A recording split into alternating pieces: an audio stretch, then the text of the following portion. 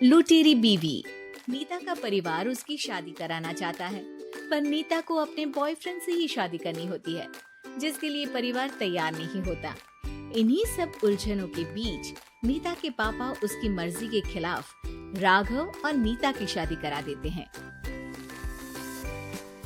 शादी ਤਾਂ ਤੁਸੀਂ ਮੇਰੀ ਕਰਾ ਦਿੱਤਾ, ਹੁਣ मैं भी देख दिया ऐ परिवार खुश किवें रहंदा है। अपने गुस्से के चलते नीता शादी के अगले ही दिन से परिवार में सबको उल्टे जवाब देना, किसी की कोई बात ना सुनना और अपने मन मुताबिक रहना शुरू कर देती है, जिससे घर में सबको दिक्कत होती है, लेकिन नीता को कोई कुछ नहीं बोलता। एक दिन सास नीता के पास आती है। बहू की गल, तुसी किवें नाल या किसी गल से नाराज हो? तुहानू मेरी फिक्र करन दी कोई लोड़ नहीं, मैं ठीक हाँ। ऐसा बोल नीता वहाँ से चली जाती है, पर सास की बात उसके मन में रह जाती है। शादी के अगले दिन से ही मैं सब दे नाल किन्ना औखा भी है कित्ता, फिर भी आ मेरे तो इन्ने प्यार नाल गल किवें कर सकदी आ। मानू नफरत करनी नहीं आउंदी, ऐस करके वो सोचती है कि एक ना एक दिन तुम्हारा गुस्सा भी खत्म हो जाऊगा।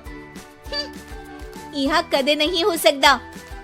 इससे पहले राघव कुछ बोलता, नीता का मोबाइल बजने लगता है, जिस पर राघव वहाँ से चला जाता है और नीता फोन पर बात करने लगती है।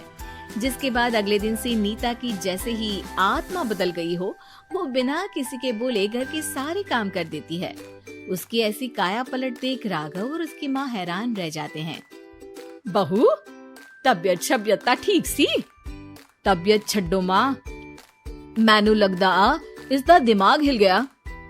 ए तुसी दोनों की गल करी जांदे हो? मैं ठीक आ ते मेरा दिमाग भी। बस आज रियलाइज हो गया कि मैं अपने गुस्से विच कितना प्यारा परिवार ठुकरा रही सी। नीता की बात सुनकर सब बहुत खुश होते हैं और अब नीता सास की सेवा से लेकर पति की हर बात मानने लगती है, जिसकी वजह से कुछ ही समय में घर की सारी भाग दौड़ उसके हाथों में आ जाती है। उसी के साथ सास और राघव भी हर काम के लिए नीता पर ही डिपेंड हो जाते हैं। नीता मेरा लैपटॉप किथे आ? बहू मेरी दवाइयाँ।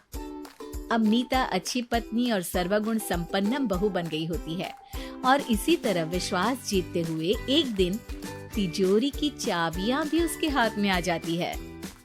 ऐ हुई ना गल, हुन आएगा जिंदगी विच स्वाद। तिजोरी की चाबियां हाथ में आती ही नीता एक रात सास और पति के सोते ही सारे गहने और कैश लेकर घर छोड़ अपने बॉयफ्रेंड के पास चली जाती है।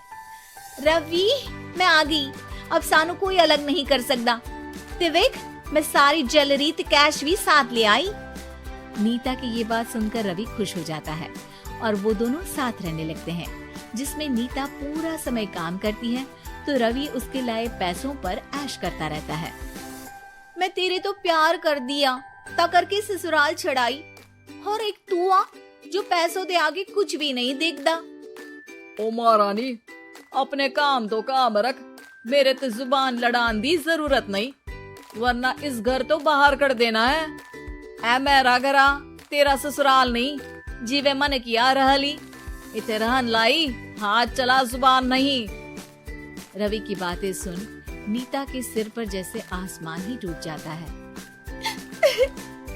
एक तेरे करके मैंने अपने माँ पियो नाल उस भले चंगे ससुराल नु भी धोखा दिता ते तू छड्ड परे, मेरी ही गलती आ जे आखा उत्थे तेरे प्यार दा पर्दा डाल उस दिन फोन ते तेरी गलना विच आ गई। जे नहीं आउंदी ता आज खुशी नाल उथे ही बैठी होनी सी। ए भाषण उन्ना दियो जिससे इसका फर्क पड़े, मेरे कॉल नौटंकी नहीं। रवि वहाँ से चला जाता है और नीता रोती पछताती वहीं बैठ जाती है। हाय रब्बा, ए मैं की कर दिता, उस घर विच भी वापस नहीं जा सकती। एक ता घर छोड़ा, नाल चोरी भी की, कोई मेहड़ माफ नहीं करूँगा। घर कैसे वापस जाए इसी डर से नीता रवि का घर छोड़ नहीं सकती। इसी तरह दिन बीतते हैं और उन्हीं के साथ हालात बद से बदतर होते जाते हैं। अब रवि पैसों और अपनी मनमानी के लिए नीता के साथ मारपीट भी शुरू कर देता है।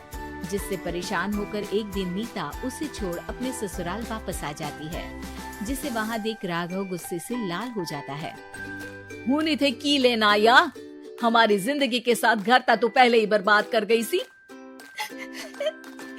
जान दिया, मेरी गलती माफी लायक नहीं।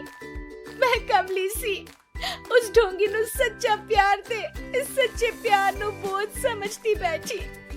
मैनू माफ कर दो। जे मेरी नूरानी समझ गई या कि उस तो गलती हुई आ, फिर किस बात का रुसना मनाना। केड़ी नूरानी रानी बोलन जोगा इसने केड़े झंडे गाड़ दिए। माँ याद कर, तेरे घर बिच चोरी कर बहू ते पत्नी सब रिश्ते तोड़ भाग गई सी। और फिर की मानता रहिया, गलती हो गई सी। एक गलती ता रब भी माफ कर देता ते तू और मैं ता सिर्फ इंसान ही आ। माफ कर दे, मैं बोल रही आ, ये दोबारा कदी कोई गलती नहीं करेगी। इसदा नहीं ता मेरा ही भरोसा कर ले। ठीक आ, जिवे तुहानू ठीक लगे, पर इसे बोल दे मेरे कोलो कोई उम्मीद ना रखे। तुसी जीवे कहोगे। अब सास हर रोज राघव को मनाने की कोई ना कोई नई तिकड़म बताकर नीता को उसके पास भेजती रहती है, जिससे कुछ समय बाद नीता का पछतावा और कोशिशें देखकर राघव भी उसे माफ कर देता है।